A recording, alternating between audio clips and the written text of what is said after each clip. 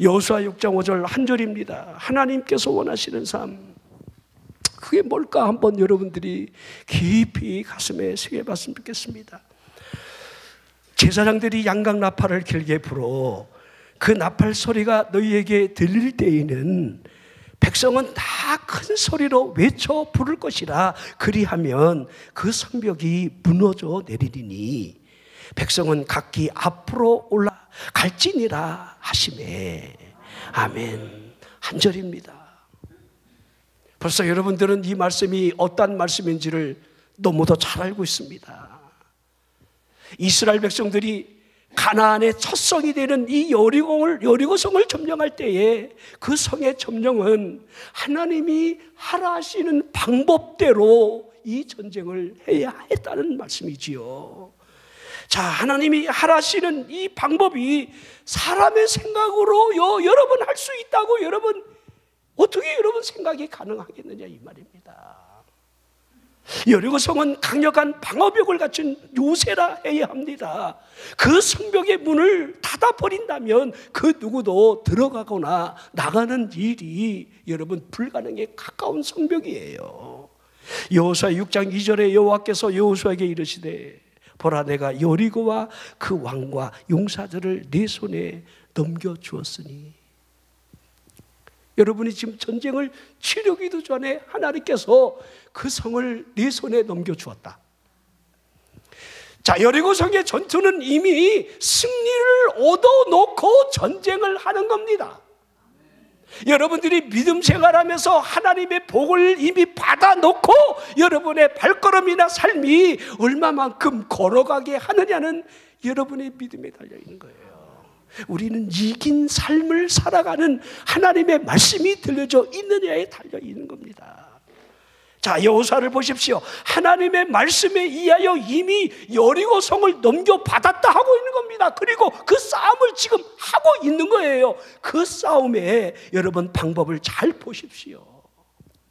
모든 군사들이 그 성을 둘러선 성주위를 매일 한 번씩 엿새 동안 돌라 하셨지요. 그리고 제사장이 7 양각 나팔을 잡고 언약궤 앞에서 나아가야 했고 7째 날이 되는 그날에 그 성을 7번 돌면서 제사장들이 나팔을 불 때에 길게 불며 그 소리가 백성들에게 들려지면 백성들이 한 마음 한 목소리로 그 성은 무너져라 외치라는 거예요. 자, 여기까지는 사람이 하는 겁니다. 자, 그 성벽이 무너져 내리는 것은 하나님이 하신다는 겁니다.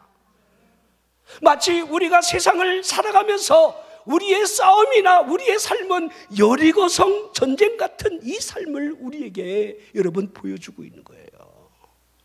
하나님께서 이스라엘 백성들에게 이와 같은 방법으로 여리고성을 멸망시키려는 주시려는 그 의도가 어디에 있을까요? 자, 그들은 이 전쟁을 앞두고 먼저 2가지를 하나님이 하라 명령을 하시는데요. 이스라엘 백성들이 요단강을 건넌 후에 길갈의 진을 치고 난 이후에 하나님이 2가지를 하라 그렇게 말씀을 하셔요. 그러니까 여리고성의 전쟁은 2가지가 전제될 때에 여러분들 하나님의 말씀을 붙들고 나갈 수 있다는 사실을 보여주고 있습니다. 여호수아 5장 2절에 그때 여호와께서 여호수아에게 이르시되 너는 부싯돌로 칼을 만들어 이스라엘 자손에게 다시 할례를 행하라 하시매. 자, 할례가 뭔지 아시지요? 우리 여러분 그 약한 그 표피를 이렇게 뱀으로 말미암아 자, 하나님께서 이제 언약을 맺는 아브람과의 언약을 맺는 하나님의 백성의 증표라는 사실을 이 할례를 통해서 하나님이 하게 하시잖아요. 자, 그런데 사람의 여러분 그 중요한 그 표피를 부싯돌을 가지고 했다는 거예요. 칼날처럼 갈아갖고. 근데 이 길갈을 지금도 여러분들 고고학자들이 가보면요, 그 길갈 지역에는요 아주 칼칼한 그런 여러분들 칼날처럼 생긴 부싯돌들이 굉장히 많아요. 그걸 가지고 할례를 행했다는 사실을 알 수가 있는데요. 자, 하나님이 여리고성 사람들과 전쟁을 앞두고 먼저 할례를 왜 행하라 했겠는가를 여러분들 말씀을 통해서 잘 보십시오. 자, 하나님의 의도가 이 안에 들어있어요. 이런 의도가 기록이 되어 있습니다.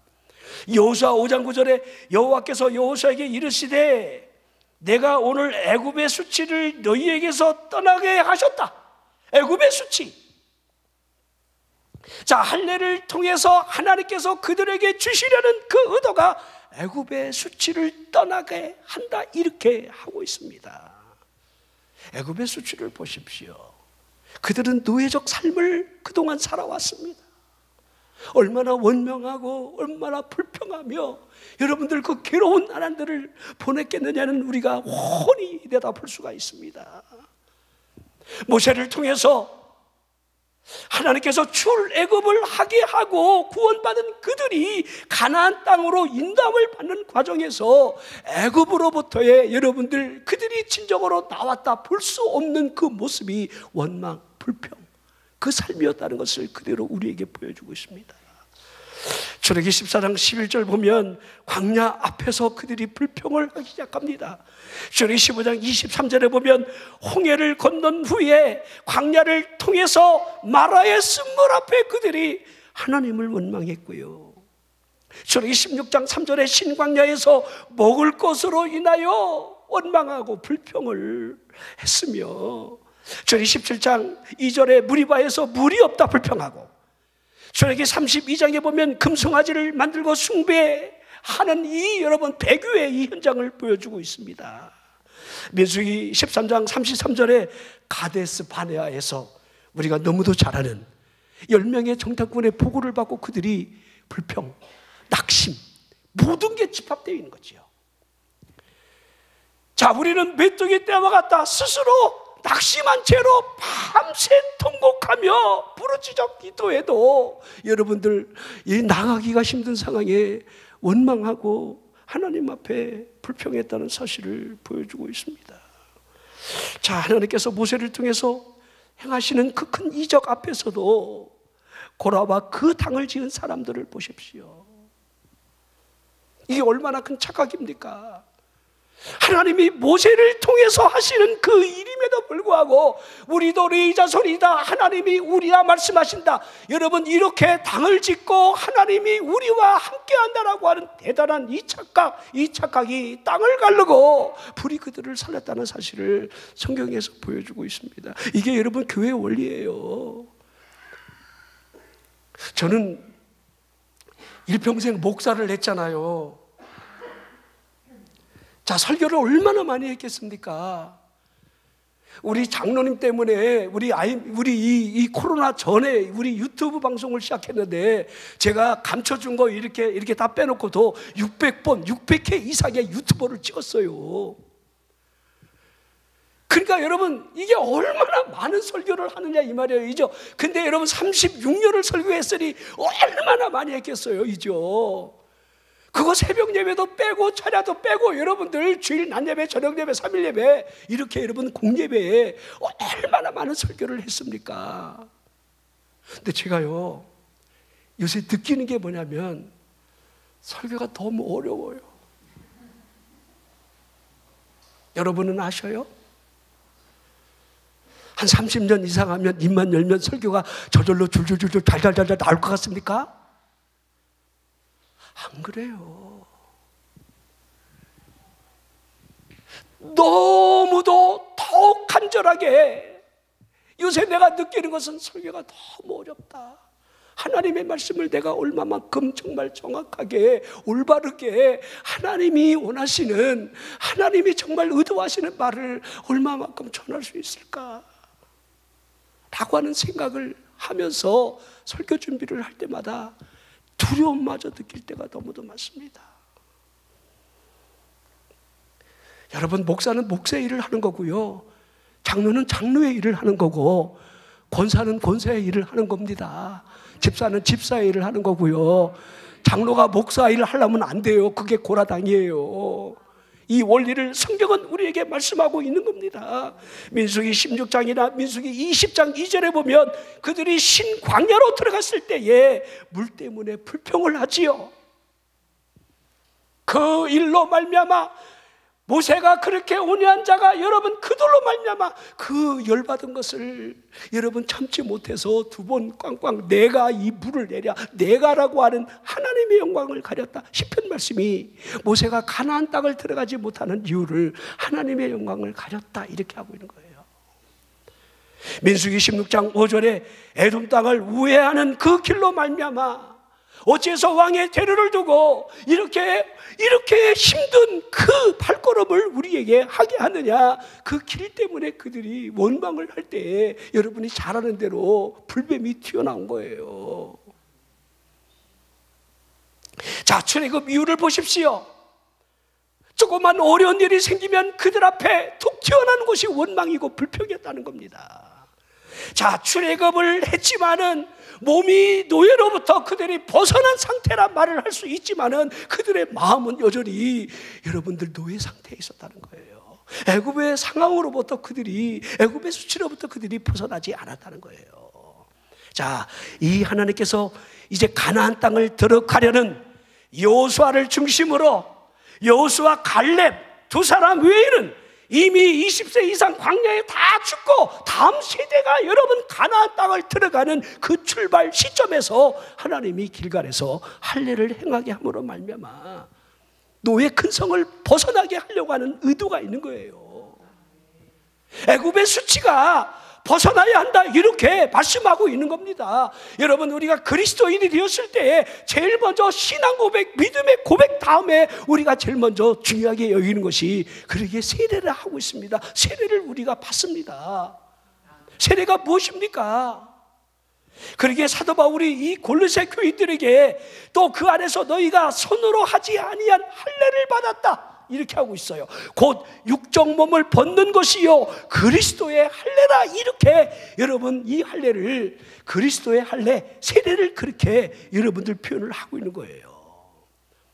골로새서 2장 11절에 너희가 세례로 그리스도와 함께 장사한 바 되고 또 죽은 자들 가운데서 그를 일으키신 하나님의 역사를 믿음으로 말미암아 그 안에서 함께 일으키심을 받았느니라. 뭐 어렵습니까? 쉽게 말해볼게요.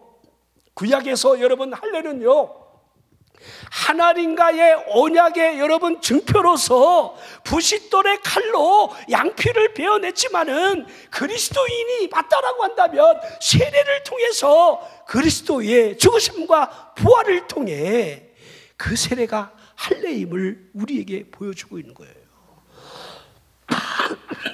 자, 여러분 육의 피를 베는 게 아니에요. 이 세례는 우리의 마음을 베는 거예요. 자, 그러기에 여러분들이 이 마음을 벤다라고 하는 이 모습 속에 여러분들이 이런 의식들을 가져야 돼요. 세례 받는 게 뭐냐? 그냥 여러분들 물 세례 받는다.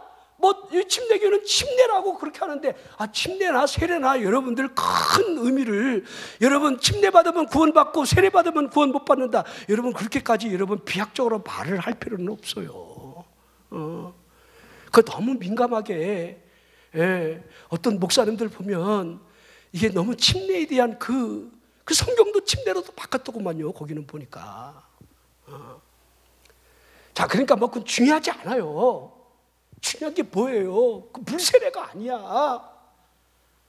그러게 여러분 이면적 할례, 표면적 할례, 표면적 육신으로 하는 여러분 할례보다 마음으로 하는 할례, 이면적 유대인, 표면적 유대인이 유대인이 아니라 이면적 유대인을 설명하는 그 마음으로부터의 여러분들 할례가 행해진다고 하는 이 세례를 우리에게 이렇게 표현하고 있는 겁니다.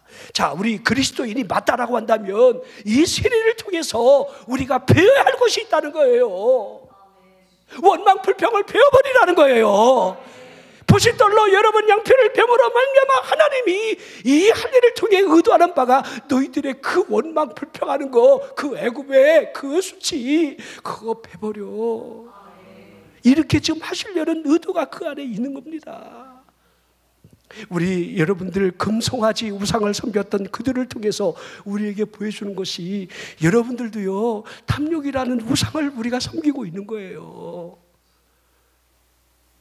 그러지요. 자, 탐욕이 우상숭배라고 우리에게 여러분 직접적으로 대놓고 말씀을 하고 있습니다. 자, 이걸 배버리라는 거예요. 금송아지 우상과 같은 이 탐욕의 우상이 우리에게 있다면 이걸 배버리라는 것이 여러분 세례의 의미가 있는 거예요. 그리스도인이 세상의 것을 끊어버리고 그리스도를 믿는 믿음 안에서 살아가는 그것이 진정한 세례의 의미가 있음을 보여주는 건데, 사도 바울이 왜 나는 날마다 죽노라 그렇게 했겠습니까? 날마다 죽노라. 갈라디아 2장 20절에 내가 사는 것은 나를 통해서 역사하시는 그분을 믿는 믿음 안에서 우리가 살아가는 것뿐이다. 십자가에 나를 못 박았다 이렇게 하는, 아예 나는 십자가의 흔적을 지니고 있다라고 하는 그 모습에서 우리가 여러분 무엇을 알 수 있겠습니까? 자, 그러기에 철저하게 이 할례가 육체에 하는 것이 아닌 마음에 하는 것임을, 자, 할례는 마음에 더러운 것을 베어버려야 한다는 사실을 우리에게 보여주고 있는 겁니다.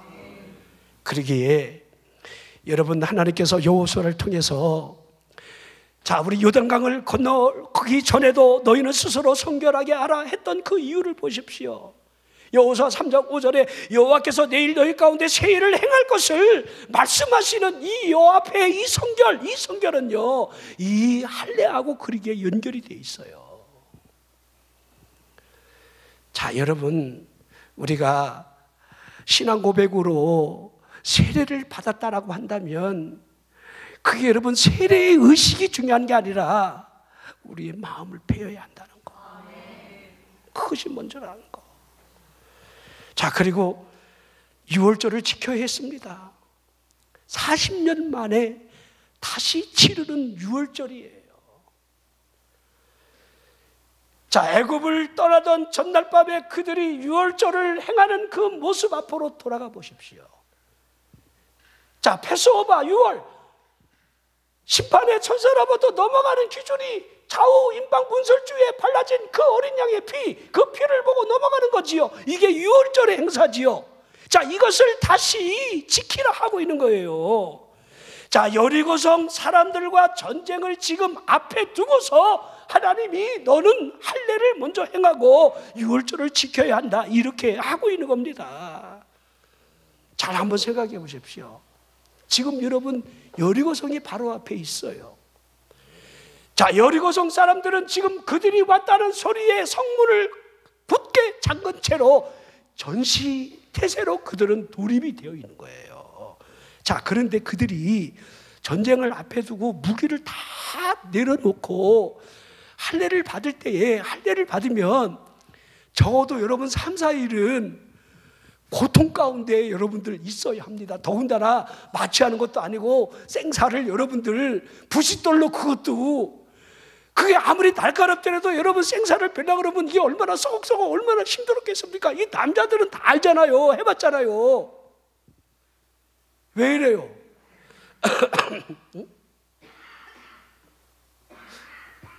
남자들은요 군대 가면 다 해요. 군대 가면 다 할래. 여러분들 하겠느냐고 물어봐요.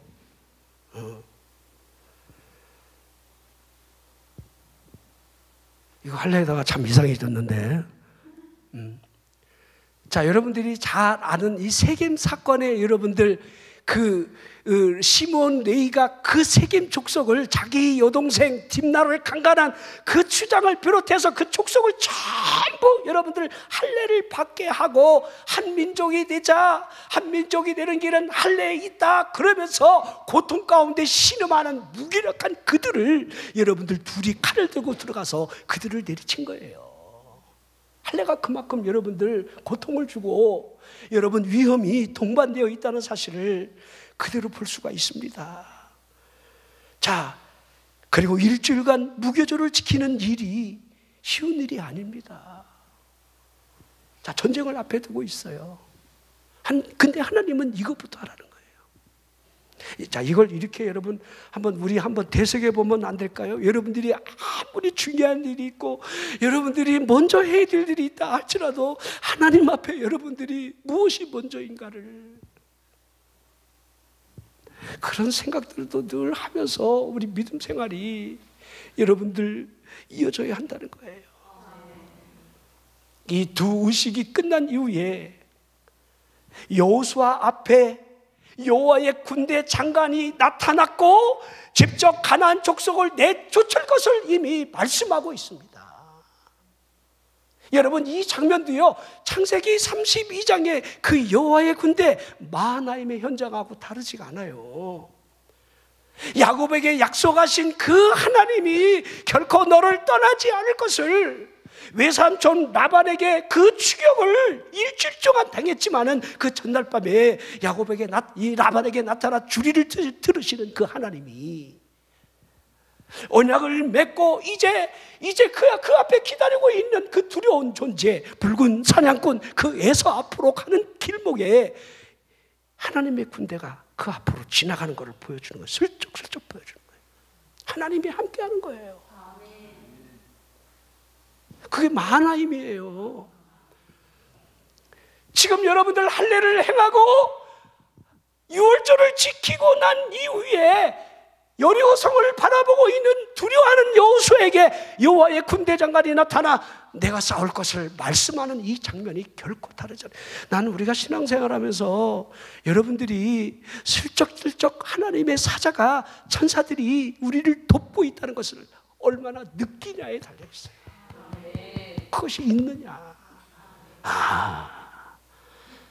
하나님께서 이렇게 역사하시는구나.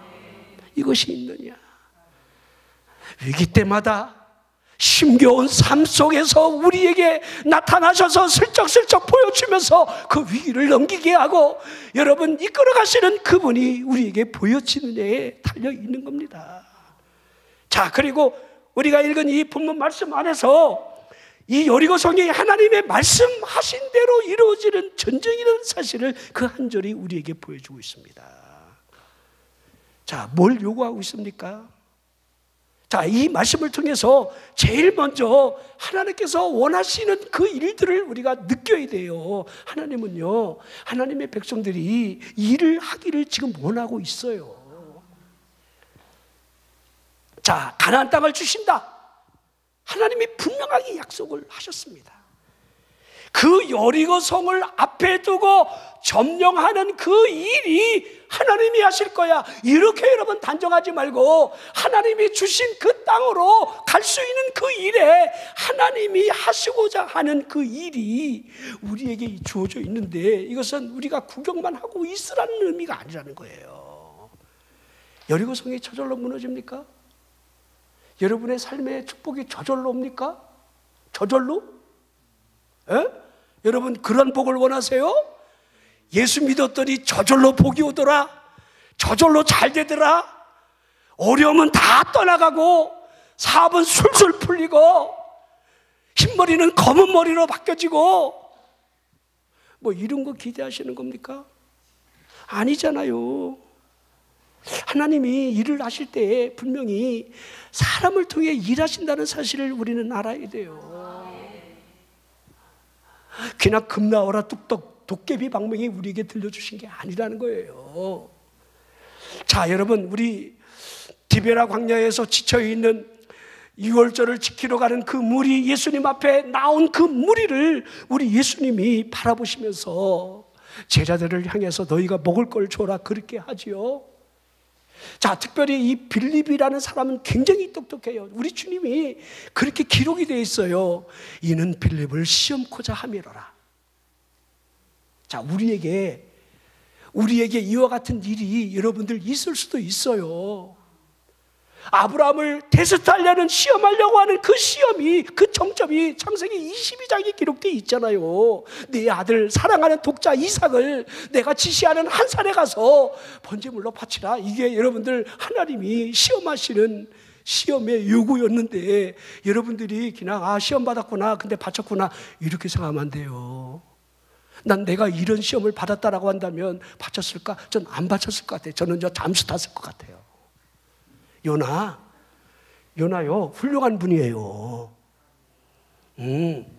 그 민족적인 그 여러분들 강한 보수 성향이 있는 사람이에요. 좌파가 아니에요. 그는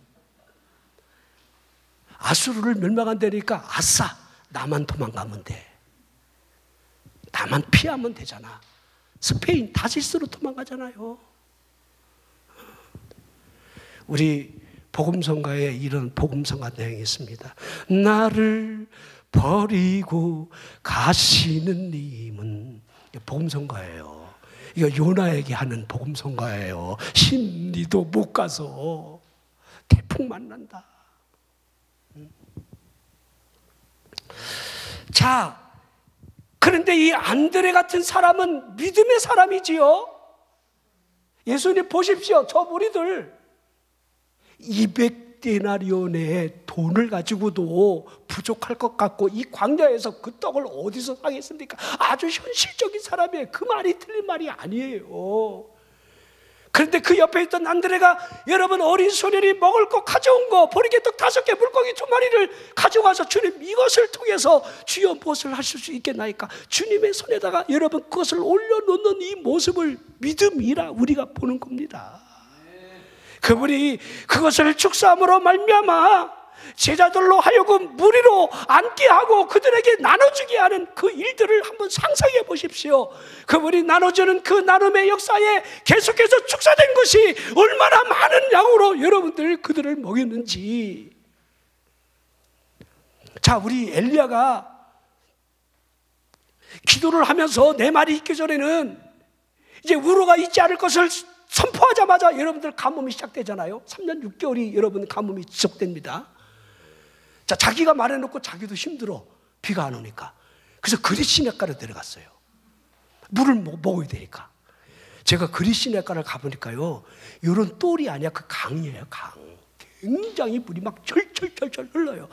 직접 가본 거 아니에요, 유튜브로. 지금은요, 이게 검색하면요, 다 길갈도 가보세요. 여러분 다 나와요. 소돔 고모라?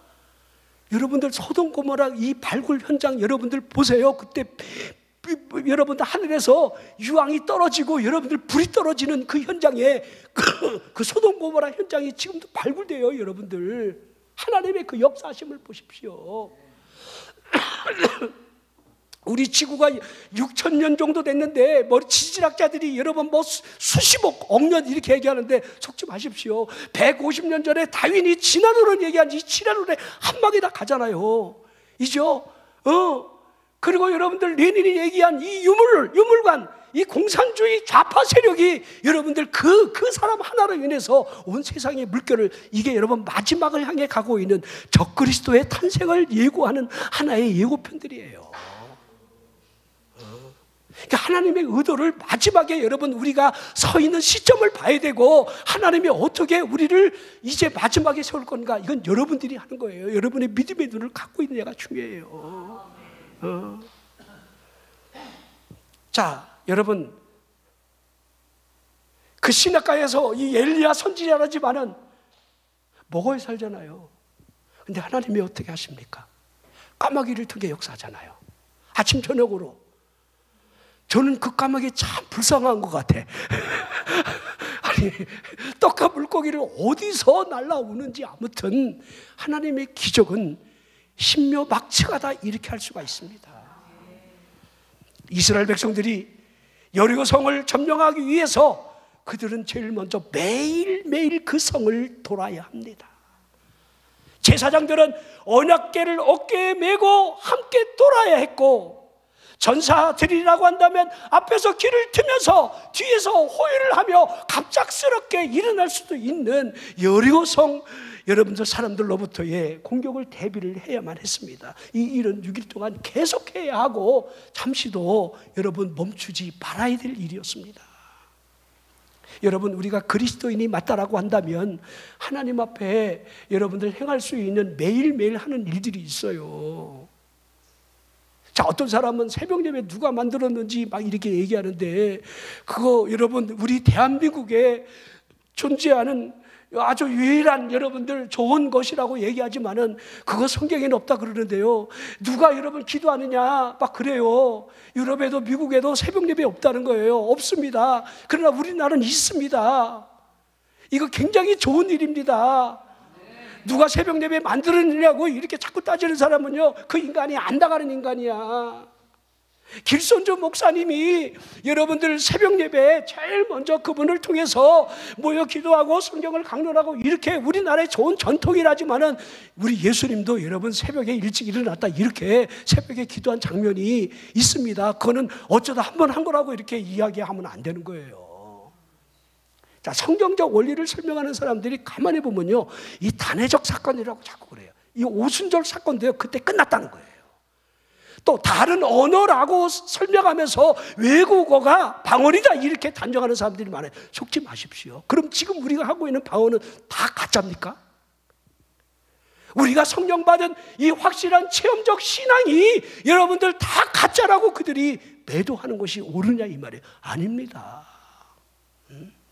은사적 방언이 다르고요, 복음을 전하기 위해서 그들에게 디아스포라 유대인들이 유월절을 지키기 위해서 14나라나 15개국에서 여러분들 모여든 그들이 하나님의 큰 일을 말하는, 성령이 말하게 하심을 따라 다른 언어로 말하는 이 다른 언어 15개 정도의 유대인들이 자기네 나라 말을 듣는 거예요. 이 갈릴리 무식한 사람들이 지금 말을 하고 있는데 성령이 말하게 하심을 따라 다른 언어, 이게 여러분들 방언은 아니고 다른 언어예요. 이건 특별하게 여러분들 복음을 나타내기 위한. 자, 그러면 여러분들 빌립 집사를 통해서 사마리아 성에 복음이 들어가잖아요. 기적이 일어났고 표적이 일어나잖아요. 귀신이 떠나가고 병든 자가 일어나고 중풍병이 막 일어나고 막 큰 기적이 일어나니까 시몬사 마술, 여러분들 시몬 마술사 시몬이 그거 다 자기 거 짜가 버리고 따라다니잖아요, 그죠? 그런데 아직 성령이 임한 일이 없더라 그랬잖아요. 그래서 베드로, 여러분 요한이 그들에게 내려가서 그들에게 안수함에 방언도 하고, 그 방언이 다른 언어라고 생각합니까? 저는 그렇게 생각하지 않습니다. 그 모습을 보면서 시몬이 돈을 주고 사고 싶어 했어요. 여러분들 이적을 행하는 그 일은 돈 주고 살려 하지 않았어요. 아, 이 빌립 집사가 행하는 이 일은 하나님의 큰 역사다, 이렇게 자기는 가짜잖아요. 마술, 매직을 하는 가짜임을 알기에 그가 그걸 버리고 그를 진심으로 따라가는 거예요. 자, 이건 제가 격결로 갔습니다만은, 자, 여러분 기도하는 거 멈추지 마십시오. 요새 자꾸 여러분들 유튜브에서 11조 이게 진짜냐, 돈은 없는데 11조 내야 되느냐, 뭐 이렇게 여러분들 궁금한 거 물어보고 이런 사람이 있는데, 묻지 마. 내지 않으면 돼. 안 내고 싶어갖고 묻는 거잖아. 내가 지금 경제적 상황이 어려워갖고 먹고 살기가 힘든데 그래도 11조를 내야 됩니까? 그렇게 여러분들 질문을 던지고 거기에 대한 여러분 답을 풀어내기 위해서 막 유튜브에서 여러분 강연을 하는데, 거기에 막 수십만 명이 여러분들 달려들어갖고 그걸 보고 이제 듣고 있는 거예요. 나도 들었지만 뭐라고 그러는지 속지 마십시오. 응? 자, 하나님의 말씀에 대한 성령의 감동이 있을 때에 우리가 얼마만큼 그 순종의 길을 매일 걸어갈 수 있느냐에 달려있는 거예요. 지금 여리고성을 지금 앞에 두고 매일 한 바퀴씩 하나님이 돌게 하는 그 의도를 좀 보라는 겁니다.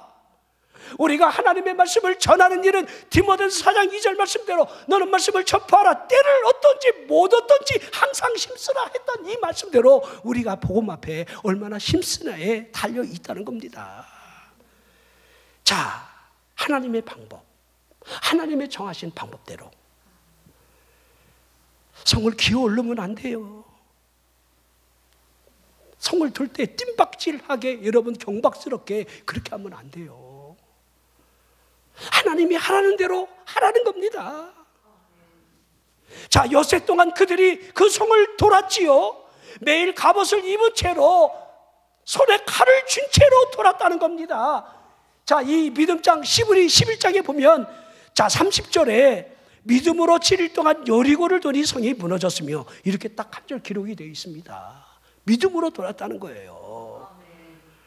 자, 이스라엘 백성들이 여호수아가 앞장서 나갈 때에 믿음으로 그 성을 들면서 바로 눈앞에 보여지는 초롱성 같은 여리고성, 그 여리고성을 바라보며 저 성은 무너질 거야 라는 믿음으로 걸어갔다는 거예요. 믿음으로. 자, 이게 얼마나 여러분들 놀라운 장면입니까? 저 성은 무너질 거야. 저 성은 무너질 거야. 근데 저 성 무너질 것 같지가 않아요. 얼마나 견고한 성읍인지. 근데 저 성은 무너질 거야. 믿음으로. 하나님이 말씀하신 그대로 된다가 그들에게 있음을 히브리 11장이 증언을 하고 있습니다. 매일 돌면서 그들이 보고 있는 그 여리고 성이 무너지는 징조는 보이지 않는다 할지라도 믿었다는 거예요. 자, 그 성의 대들보가 흔들리는 그 느낌조차도 없습니다. 여리고 성의 돌멩이 하나가 굴러 떨어지는 것이 그들 눈앞에 보여지지도 않았다는 겁니다. 하지만 믿었다는 거지요. 매일매일 그 성을 걸었고 그 성을 돌면서 그 성이 무너진다라고 하는 어떠한 변화나 조짐이 그들에게는 보이지 않았지만 믿었다는 거예요. 자, 믿음으로 돌았다. 이게 무슨 말입니까? 자, 하나님께서 반드시 말씀하신 그대로 저 성은 무너질 거야. 자, 히브리 11장 믿음장을 시작하면서 1절에 전제된 것이 우리가 너무도 잘 아는 말씀이죠. 믿음은 바라는 것들의 실상이요. 믿음은 바라는 것들의 실상이요. 자, 여리고 성 앞에 이 말씀을 대비해 보십시오. 아, 믿음으로 돌았다. 무너진 것을 바라보았다. 그렇죠. 보이지 않는 것들의 증거물이 지금 무너지는 그 순간 앞에 있다는 사실을 보여주고 있는 겁니다. 히브리 11장 전체는요, 선진들이 이와 같은 믿음을 통해 증거를 얻었노라 말씀을 하고 있습니다.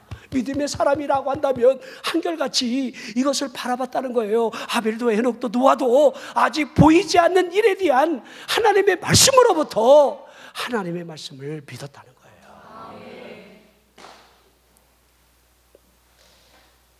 저는 우리 예수님이 마지막 때에 대한 징조를 마태복음 24장이나 누가복음 13장에 여러분들 이 노아의 때, 그 다음에 롯의 때라고 하는 이 두 가지 때를 집중적으로 말씀하시는데 그 때를 보면 지금 우리의 때와 다르지 않다는 것을 알 수가 있어요. 여러분, 노아 때에 여러분 뭐 몇천 명이 살았다고 생각하면 안 돼요. 이걸 머리가 좋은 사람들은요, 그 당대에 1000년까지 살았는데 이 대수가 넘어가면서 기하급수적으로 여러분들 번져나가는 이 사람의 숫자를, 노아 시대 때를 당시를 이렇게 해석하면서 한 30억에서 한 40억 명이 살지 않았을까, 이렇게 추론을 해요. 근데 구원받은 사람이 몇 명이에요? 노아의 8식구. 자, 우리 계시록에 보면요, 7년 대환란 중에 일어나는 그 나팔이 불러지고 인이 떼지고 여러분들 대접이 쏟아지는 이 과정 속에서 여러분 인류의 3분의 1이, 여러분 인류의 반이 막 그냥 하나님의 심판으로 작살이 납니다. 지금 여러분 80억 인구라고 한다면 어떤 한 사건이 정점이 되면 여러분 한 40억 명이 한순간에 날아가는 거예요. 그런 여러분들 지금 지구는요, 멸망의 조짐이 지금 이 앞에 있어요. 엊그저께는 브라질이 난리 났더라고. 여러분, 두바이 중동에서 여러분들 그 강한 모래바람이 아니라 여러분들 1년 내릴 비가 여러분 한날에 내려버려. 광둥성, 주먹만한 우박, 그 폭우로 인한 여러분들 이 차들이 줄지어 갖고 여러분들 강으로 들어가는 그 모습들. 기도만 하지 말고 뉴스도 보셔야 돼요. 지금 여러분 지금 베트남에 여러분 엊그저께 온도가요 60도. 지금 40도는요 지금 기본이, 올해 여러분들 기대하십시오. 40도 기본 찍을 겁니다. 우리나라도. 폭풍우, 여러분들 예상하지 않은 일들이, 기상이변들이 지금 우리 앞에 대기하고 있습니다. 이건 마지막 때의 징조고 일어날 일들을 우리에게 보여주고 있는 거예요. 자, 소돔 고모라 사람들의 그 더러운 행위, 소도마이트, 여러분 개하고 성관계를 하고, 여러분 남자와 남자가 성관계를 하고, 이렇게 여러분들 그 동성에게 일어나는 그 아주 더러운 행위 앞에 그 의로운 옷이 베드로 전서 2장에 보니까 그 고통스럽게 여러분들 고통 가운데 있는 그를 하나님이 아브라함의 중보 기도를 통해서 그를 건져내는 장면을 보십시오. 이제 소돔 고모라가 하나님의 심판을 받을 때에 오로지 4 식구, 그 중에서도 한 여인은 빼놓고 구원받을 뻔한, 나는 그러게요, 가끔 우리 성도들을 보면서 구원받을 뻔한 영혼, 가장 불쌍한 영혼, 하나님 그런 영혼 없게 하여 주시옵소서. 로데 저 같은 여러분들 그리스도인들이 많아요. 결정적인 순간에 뒤를 돌아보는 거예요. 하나님의 말씀으로부터 뒤를 돌아보는 거예요. 이게 가장 무서운 일이 되는 거예요. 자, 여러분들, 자, 제가 좀 약간 이렇게 빗나갔습니다만은 믿음으로 여리고성을 돌면서, 매일매일 돌면서 그들에게 그 성벽이 무너질 조짐이 결코 없었다는 사실을 제가 전제하면서 말씀을 드린 거예요. 자, 하지만 저 성벽은 무너진다. 무너질 때에 흙먼지가 연기를 하늘로 치솟으면서 엄청난 일들이 일어날 것이다. 이게 믿음으로 지금 바라보며 그들이 걸었다는 거예요. 자, 우리는 뭘 바라보고 있습니까? 믿음은 바라는 것들의 실상이라고 그러고 있는데, 히브리 11장 6절에 믿음이 없이는 하나님을 기쁘시게 하지 못한다라고 하고 있는데, 여러분들의 믿음은 정말 하나님을 기쁘시게 하는 믿음이 맞느냐 이 말이에요. 자, 우리가 무엇을 보고 있느냐에 달려 있습니다. 현재 우리가 보여지는 일들이 다라고 말하는 사람은 가장 어리석은 사람이에요. 이런 사람은 메뚜기 컴플렉스에 걸릴 수밖에 없어요. 하나님께서 말씀하신 대로 이루어진다, 얼마나 믿느냐에 달려 있다는 거예요. 하나님이 말씀하셨다, 성경에 보니 하나님이 이렇게 말씀하셨다, 이렇게 믿고 우리가 여러분들 우리의 삶의 방향을 정하고 나가는 거. 누가 그러더라가 아니에요. 목사가 말하더라 그것도 아니에요. 자, 믿음으로 돌아야 돼요. 믿음으로. 여러분들의 믿음 생활이 늘 믿음으로 돌기를 바랍니다. 믿음으로. 하나님 역사하실 거야. 또 어떤 사람은 여러분들 뭔가 목적을 이루기 위해서 자꾸 도는 사람이 있어요.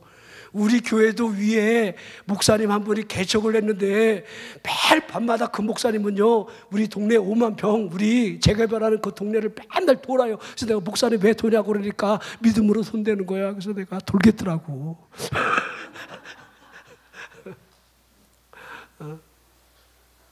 제가 여러분들 그 행위를 폄하하는 건 아니에요. 그거 말고 진짜 돌아야 될 게 뭔지를 여러분들 스스로 물어보십시오. 매일매일 여러분들이 할 수 있는 거, 새벽부터 일어나.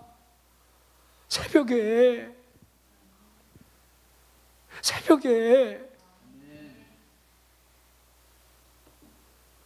자, 그러기에 매일매일 돈다는 게 얼마나 인내가 필요하겠습니까? 자, 인내를 보십시오. 현실을 초월한 이 믿음이 함께 동반되지 않는다라고 한다면 인내는요, 여러분 불가능한 일이에요. 우리 인내 그러면 욥이잖아요. 야고보 5장 11절에 욥의 인내를 너희가 알거니와 그러잖아요. 이죠. 하나님께서 주신 결말을 너희들이 보지 않느냐, 이렇게 욥의 인내를 말씀하고 있잖아요. 그 현실적인 상황으로부터 하나님을 바라보고 여러분 그냥 참고 인내하는 거, 이게 얼마나 어려운 일인 줄 아십니까? 아들 하나만 죽어봐, 여기 10명 다 죽었다니까. 삶이 조금만 어려워봐, 여긴 다 망했다니까. 몸뚱이 어디 하나 여러분 아파봐봐. 이 욥은요, 피부암에 걸려있다니까 암병이 온 거예요. 부인은요, 하나님 저주하고 너도 죽어 그러고 여러분 댓글이하고 여러분 가출했잖아요. 자식 죽고 부인 없고 가정 깨지고 사업장 망하고 친구들을 와서 조롱하고. 우리 믿음 생활할 때 있잖아요, 사람하고 엮여진 이 관계에서 믿음이 다 잃어버려. 아유, 나 창피해서 못 가. 이거 여러분들 굉장히 잘 주셔봐야 돼요. 그러면 자존심. 지옥 자존심 물고 들어가고 여러분들 혜택 볼 거 아무것도 없어요. 천국은요, 자존심 가지고 들어가는 게 아니에요. 자, 제가 여러분들 여리고성 이제 그 에어싼 그 성을 매일 도는 일에 얼마나 여러분들 그 인내가 필요하겠습니까? 그들이 매일매일 돌면서요, 어느 지역에 가면 큰 돌이 이렇게 좀 삐쳐나오고 막 사진 찍히듯이 이 여리고 성벽이 여러분들 정확하게 여러분들 뇌 구조에 이미 각인이 되어 있을 겁니다. 그 성벽이 매일 돌면서 어떠한 미세한 변화조차 없다는 사실을 그들이 모를 리가 없다는 겁니다. 똑똑한 머리를 지닌 사람이라고 한다면 그 이성으로부터 저 성벽은 무너지지 않아 하고 여러분들 그런 잡족이 그 옆에 여러분 껴있는 거예요. 이스라엘 백성들이 원망하는 여러분 동기 가운데는요, 그들과 함께 따라온 잡족이 여러분 한몫을 해요. 근데 그 잡족들이 껴있는 거예요. 여러분 믿음의 주위에는요, 잡족들이 있어요. 권사님 안 된다니까, 집사님 그건 힘든 일이라니까. 잡족에 속으면 안 돼요. 자, 다시 한번 해볼까요? 우리 예수님이 너희가 먹을 걸 줘라. 너희가 먹을 걸 줘라. 우리가 얼마나 현실적인 계산을 우리가 하고 살아가고 있습니까? 자, 그분이 우리를 향해서 하시고자 하는 그 의도가 있지만은 우리가 그 의도를 여러분들 모를 때가 굉장히 많습니다. 그렇죠?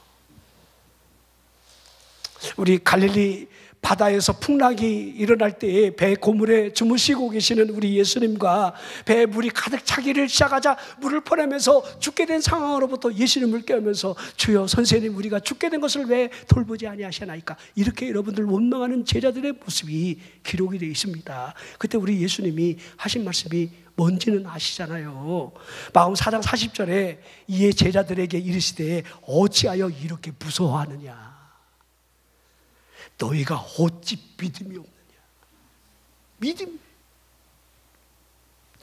어쩜 그렇게 믿음이 없니? 어쩜 그렇게 아멘도 안 하고, 어쩜 그렇게 믿음이 없니? 지금 내가 너희들과 함께하고 있는데 여러분들이 입으로는 주여 주여 믿습니다 하지만은 그 믿음의 여러분들 실체가 뭡니까? 뭘 믿는 거예요? 실체가 전능하신 하나님이 나와 함께하며 나를 이끄신다 도우신다라고 하는 믿음이 과연 삶의 현장에서 어떻게 여러분들 반응하고 있느냐를 묻고 있는 거잖아요. 그러죠? 자, 여러분들은 무엇을 바라보고 있습니까? 무엇을 믿고 있습니까? 우리 믿는 믿음이 임마누엘의 믿음이 아니라고 한다면, 하나님이 함께 하신다라고 하는 믿음이 아니라고 한다면 우리 믿음은 다시 뒤돌아봐야 돼요. 자, 믿음으로 살아간다. 자, 인내하며 살아가는 그 방향성이 믿음에 있다라고 한다면 120년 방주 짓는 거 쉽다고 생각하십니까? 바보 노아처럼 120년간, 그것도 산속에다가 이해 못할 그 행위를 하는 저 할아버지는 치매 병원으로 빨리 모시고 가야 합니다. 지금 상황으로 말하면요, 저분 치매에 걸린 분이 거의 99%예요. 알아요? 에? 여러분들 지금 우리나라에도 자칭 그리스도인들이 얼마나 많은지 몰라요. 정신병원에 가보면요, 내가 그라고 하는 사람들이 참 많아요. 내가 예수다, 그리스도다. 그러면 그 옆에 있는 사람이 난 널 보내지 않았다 이렇게 또 해요. 이런 사람들은 묶어놓든지 잘 돌봐줘야 되는 거예요. 이런 현실에 우리가 여러분 지금 살아가고 있는 겁니다. 여러분, 여러분의 믿음을 한번 잘 보십시오. 현실적 상황 판단으로부터 우리 이성이 여러분 현실을 인정 아니하려고 하는 경향들이 분명히 있어요. 믿음으로 산다. 얼마만큼 믿음의 행동을 할 수 있느냐. 이게 굉장히 중요합니다. 믿음의 행위.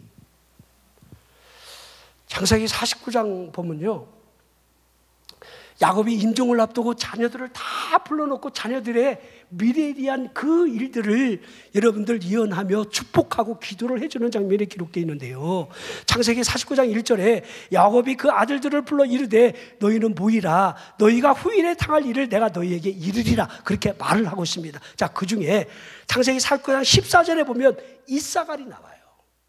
이사갈은 양의 우리 사이에 꿇어앉은 건장한 나귀로다.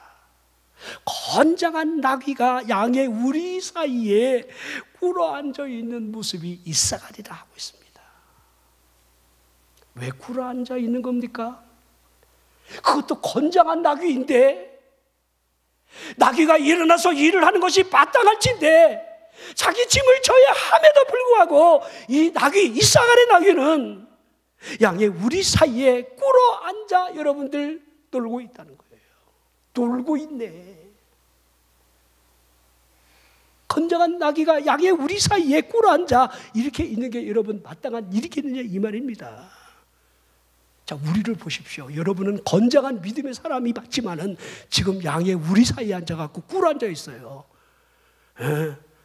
남들은 일하는데, 남들은 주의 일하는데, 남들은 이것저것 하려고 애를 쓰는데 아무런 일을 하지 않는 거예요. 꿇어앉아 있는 거예요. 양들 그 틈바구니 사이에서 꿇어앉아 있는 이사갈의 모습을 지금 하고 있는 겁니다. 여러분 가운데 이사갈 형제가 있어요. 여러분은 이사갈 자매가 될 수도 있는 거예요. 이사갈이요. 자, 하나님이 계획하신 목적으로부터 무관심한 상태로 방관하면서 변명의 말을 언제까지 늘어놓을 수 있다고 생각하십니까? 달란트 비유에서 여러분, 한 달란트가 여러분들 결코 작은 액수가 아닙니다. 한 달란트는 우리나라 돈으로 지금 환산하면 한 10억 정도가 됩니다. 10억. 가장 큰 액수의 화폐인데, 여러분 한 달란트, 두 달란트, 다섯 달란트. 한 달란트 적은 달란트가 아니에요. 이건 우리에게 주신 재능이에요. 이사갈 형제는요, 꿇어앉아 있을 뿐이지 불평하며 여러분 결코 일할 생각을 안 해요. 자, 문화의 비유는요, 동일하게 주어진 기회예요. 그리고 그걸 가지고 나가 장사하라 그러죠. 이윤을 얻으라는 거지요. 이거 우리 예수님이 비유하신 이 비유들이 우리에게 무엇을 의미하는지는 저와 여러분이 이미 잘 알고 있습니다. 자, 이스라엘 백성들이 매일 하나님의 말씀으로부터 여리고성을 돌면서 그들이 할 수 있는 것은 돌면서 하나님의 방법대로 인내함, 이 기다림을 그들은 배워야 한다는 겁니다. 자, 40년간 광야에서 여러분 불평하던 자기의 조상들이 죽는 걸 다 봤습니다. 다음 세대가 여러분들 요단강을 건널 때 요단강이 끊어지는 모습을 상상해 보십시오. 자, 1세대는 홍해를 건넜지만 2세대는 요단강을 건너요. 요단강도 동일하게 하나님의 방법으로 그 물줄기가 끊어지죠. 그 물줄기가 벽이 돼갖고 여러분 뒤로 물러가는데 아담 읍성까지 이르렀는데 그 길이가 40km입니다. 물이 장벽이 돼갖고 뒤로. 쉽게 말하면 하나님이 갑작스럽게 용담댐 앞에다 댐을 하나 건설해 놓은 거야.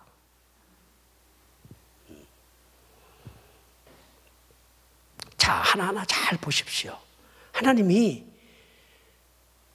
그들에게 길갈로 진을 치게 하고 할례를 받아라, 애굽의 수치를 벗어나야 한다, 그리고 유월절을 지키게 하신 그분이 그 성을 점령하는 방법을 이렇게 정하셨다는 사실 앞에, 자, 이스라엘 백성들이 얼마나 여러분 조급한 마음이 있다는 사실을 우리는 충분히 이해를 할 수가 있습니다. 저 성이 보여지는데, 저 성을 무너뜨리고 싶은데 우리의 힘으로. 근데 하나님은 아니라는 거예요. 그들은 이성적으로 알아요. 우리가 여기서 지체하는 순간만큼 여러분들 이 여리고성의 사람들이 그만큼 전쟁 준비를 더 철저히 한다는 사실을, 이미 대비를 한다는 사실을, 자, 사람으로서 얼마나 조급한 마음이 들겠습니까? 저 땅부터 이제 치고 들어가야 가나안 땅을 그냥 그대로 치고 가는데, 저게 첫 성인데 얼마나 조급하겠습니까? 여러분이 축복 앞에 조급할 때도 있어요. 그러나 하나님의 방법대로, 하나님이 하시고자 하는 그 일이 있다고 한다면 하나님의 방법이나 하나님의 때에 대한 이해를 가지고 우리가 얼마나 움직이느냐에 달려있다는 겁니다. 여러분은 얼마나 이해를 하고 있습니까? 하나님의 방법을, 하나님의 때를. 거기에 대한 기다림은, 그 인내는 여러분은 어디까지 있다고 생각하십니까? 우리에게 얼마나 많은 조바심이 있다는 것, 그것이 원망으로 불평으로 이어진다는 사실. 자, 매일 성을 들면서 때를 기다려야 합니다. 성을 돌아야 합니다. 급한 마음으로 여리고성을 여러분들 공격을 하면 안 된다는 거예요. 우리가 세상적인 방법으로 그 지혜가 옳다 한다 할지라도 약삭 빠른 방법으로 여러분들 인본적인 마음으로 해결하려고 하면 안 된다는 것을 우리에게 보여주고 있는 겁니다. 그래야 하나님의 역사가 하나님의 방법에 의해서 반드시 나타난다는 겁니다. 그 성의 무너짐을 보십시오. 순종의 결과물이라는 겁니다. 7번 요단강에 들어가서 여러분들 몸을 씻는 그 문둥병자 나아만을 보십시오. 승질 나갖고 6번 하고 갔다 오라는데 무슨 일이 나겠습니까? 그가 불평했잖아요. 이 요단강보다 우리 이 아람 지역에는 더 깨끗하고 좋은 강들이 얼마나 많은데 내가 이 강에서 몸을 씻어야 돼? 얼마나 열받아 있습니까? 자, 그러면서 마지막 이 여리고성이 무너지면서 두 가지를 볼 수 있어야 돼요. 두 사람을 보십시오. 첫째는 기생나비예요. 또 하나는 아간입니다. 여러분이 기생나비 될 수도 있고 여러분이 아간이 될 수도 있어요. 여리고성의 결론적 교훈은 두 사람이 우리에게 바라고 있는 거예요. 이방 여인이 정탐꾼을 믿음으로 숨겨주면서 시브리 11장에 이렇게 기록되어 있습니다. 31절에 믿음으로 기생 라합은 정탐꾼을 평안히 영접하였으므로, 아하, 믿음으로. 자, 이 안에 모든 것이 다 기록되어 있죠. 정탐꾼이 옴으로 말미암아 이미 그 자신이 소문으로 들었던 하나님의 그 능력을 가슴에 이미 믿고 있는 그 믿음이 정탐꾼이 온 기회, 복음 기회잖아요. 영접하는 자, 곧 그 이름을 믿는 자들에게는 하나님의 자녀가 되는 권세를 주셨다. 무엇이 다릅니까, 여러분? 기회가 나에게 주어지는데 믿음으로 영접할 때에 기생 라합이 그에 속한 가족들이 구원받는 모습을 보십시오. 하지만 구원받은 하나님의 백성이 됐지만 그 말씀으로부터 그 욕심이 주는 이 결과물이 무엇인가를 이 아간이 보여주는 거예요. 여러분은 둘 중에 하나가 될 수도 있어요. 기도하겠습니다.